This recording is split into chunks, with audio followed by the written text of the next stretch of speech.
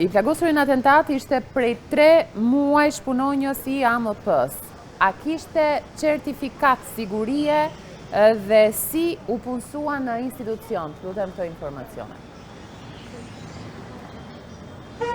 Në fakt Nisida Muçi Shaljani, apo i njohur edhe me mbiemrin Sheqeri, 40 vjeçari i cili mbeti i plagosur dhe ishte drejtuesi i automjetit për shkak se në fakt ishin kthyer, kishin vetëm 20 minuta që ishin kthyer nga Barcelona, ku të dy së bashku me Gilmando Danin ndodheshin prej 4 ditësh në këtë vend. Njëkohësisht duke ju referuar edhe burimeve nga Spitali i Tramës, ai ka marrë 10 plumba në trup, 2 prej të cilëve në fakt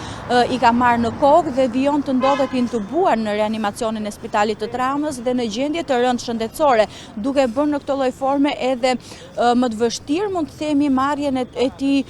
në pyetje nga grupi hetimor, dëshmia e të cilit mund të ishte shumë e vlerë për grupin hetimor, por për shkak që prej ditës së dieshme, pra që prej mesditës së dieshme, për shkak të plagëve të marra në trup, ai vijon të jetë intubuar dhe në gjendje të rëndë. 3 muajt e fundit, më herët ka punuar në institucione të tjera shtetërore, por 3 muajt e fundit, që prej muajt shtator, pra ishte i punësuar pranë Agjencisë Mbikëqyrjes Policore, një institucion që në fakt njihet publikisht se është institucion që duhet të hetoj veprimet dhe mosveprimet sipas ligjit të punonjësve të policisë së shtetit.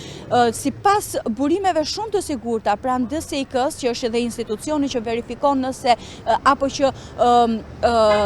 i verifikon të gjithë punonjësit qoftë Agjencisë Mbikëqyrjes Policore, por edhe të vetë punonjësve të policisë së shtetit nëse kanë apo jo certifikata sigurie. Pikërisht 40 vjeçari Sheqeri nuk ka qenë i pajisur me një certifikat sigurie dhe për këtë arsye ka qenë në fakt me një kontratë 3 muajore dhe i mbaronte në mes të muajit dhjetor.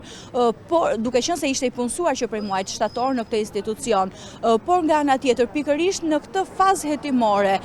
është urdhëruar tashmë edhe nga drejtuesit e Agjencisë Mbikëqyrjes Policore për të nisur një verifikim qoftë administrativ, qoftë penal për të gjithë zinxhirin komandues se si është punësuar ky person apo dhe persona të tjerë që mund të kenë,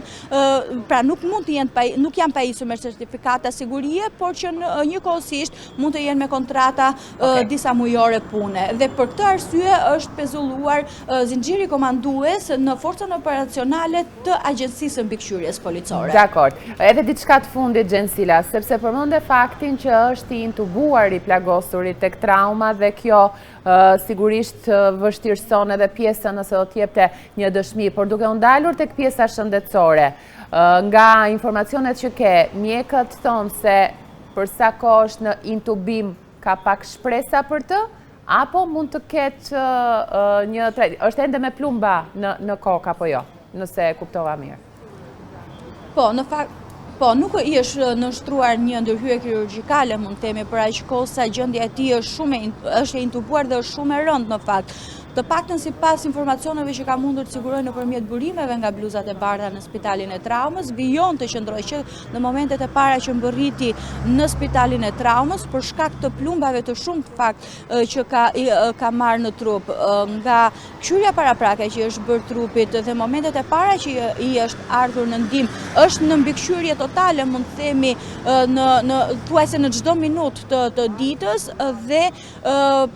fatkeqësisht ndodhet në gjendje të rëndë shëndetësore, por sigurisht që do të jenë orët në vijim vendimarrje, mund të themi, për të që dhe mjekët pra t'japin fjalën e fundit, nëse do t'i nështrohet një ndërhyrje kirurgjikale për të hequr nga trupi edhe plumbat që kanë përshkuar trupin e tij. Faleminderit shumë, Gjensila, për informacionet.